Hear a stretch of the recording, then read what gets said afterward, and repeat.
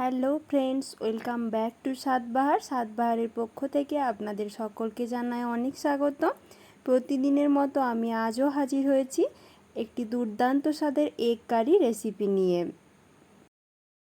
আপনারা সকলেই হয়তো বাড়িতে এগ কারি বানিয়ে থাকেন, তবে আমি আজকে কিভাবে বানাচ্ছি সেটাই আপনাদের সঙ্গে শেয়ার করব। এই রান্নাটি বানানোর জন্য আমি প্রথমেই কয়েকটা ডিম সেদ্ধ করে নিয়েছি, তারপর হালকাভাবে সাইড দিকে একটু কাট লাগিয়ে নিয়েছি। এবারে ডিমের সঙ্গে অল্প পরিমাণ নুন আর হলুদ মাখিয়ে নিচ্ছি। এবার আমি কড়াইতে তেল দিয়ে দিয়েছি। তেল ভালোভাবে গরম হয়ে গেলে আমি সেদ্ধ করে রাখা ডিমগুলি ভেজে নেব।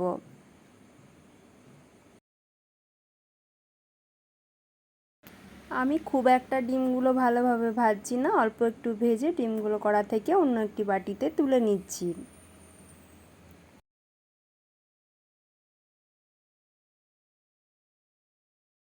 এবার আমি কড়াইতে আলু দিয়ে দিচ্ছি। এই আলুগুলো আমি প্রায় 80% মতো বয়েল করে রেখেছি। এবার আলুগুলো অল্প একটু লাল লাল করে ভেজে তুলে নেব।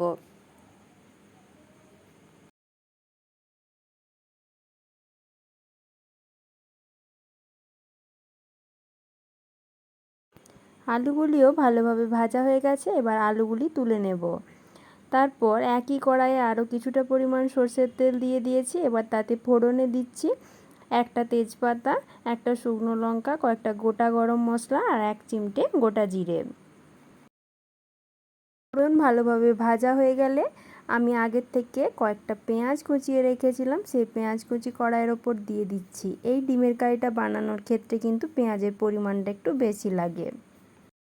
তার সাথে আমি দিয়ে দিয়েছি 2 চামচ আদা রসুন বাটা ও একটা বড় সাইজের টমেটোকে এভাবে বেটে নিয়ে দিয়ে দিয়েছি।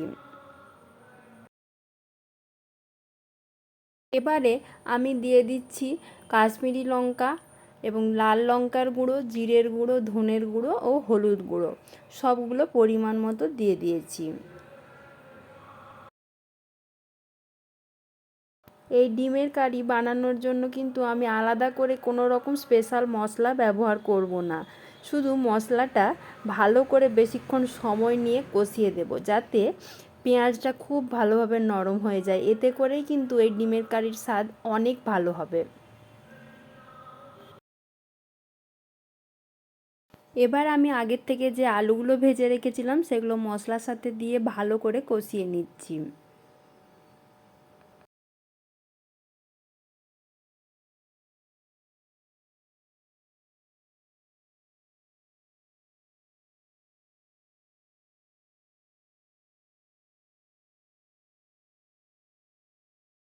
এবারে আমি হালকা গরম জল অ্যাড করে দিচ্ছি। আপনারাও কিন্তু অবশ্যই করে গরম জলই দেবেন, ঠান্ডা জল দিলে কিন্তু টেস্ট একদমই ভালো হবে না।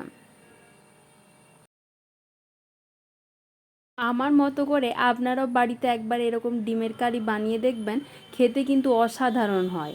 আর কেমন হলো তা কিন্তু কমেন্টের মাধ্যমে জানাতে আমাকে একদমই ভুলবেন না।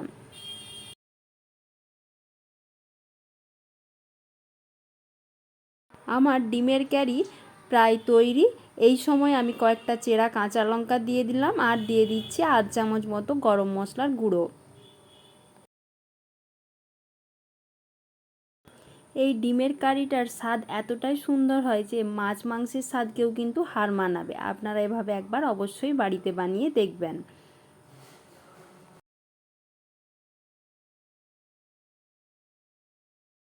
আমার ডিমের কারি কিন্তু সম্পূর্ণভাবে তৈরি।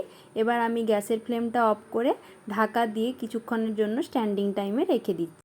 তরকারির কালারটা দেখুন, দেখলেই কিন্তু খিদে পেয়ে যাবে। তো বন্ধুরা, এরকম প্রতিদিন লোভনীয় রেসিপির আপডেট পেতে আমার চ্যানেলটি এক্ষুনি সাবস্ক্রাইব করবার অনুরোধ রইল। আর পাশে থাকা বেল বাটনটি কিন্তু অবশ্যই প্রেস করবেন, যাতে চ্যানেলে নতুন কোনো রেসিপি দিলে তার নোটিফিকেশান সবার আগে আপনার কাছে পৌঁছে যায়। আর যদি আমার রেসিপিটি ফেসবুক পেজ থেকে দেখে থাকেন, তাহলে পেজটিকে ফলো করে আমার পাশে থাকবেন। আজ এই পর্যন্তই, আবার দেখা হবে নতুন কোনো রেসিপি নিয়ে। সকলে ভালো থাকবেন, সুস্থ থাকবেন। ধন্যবাদ।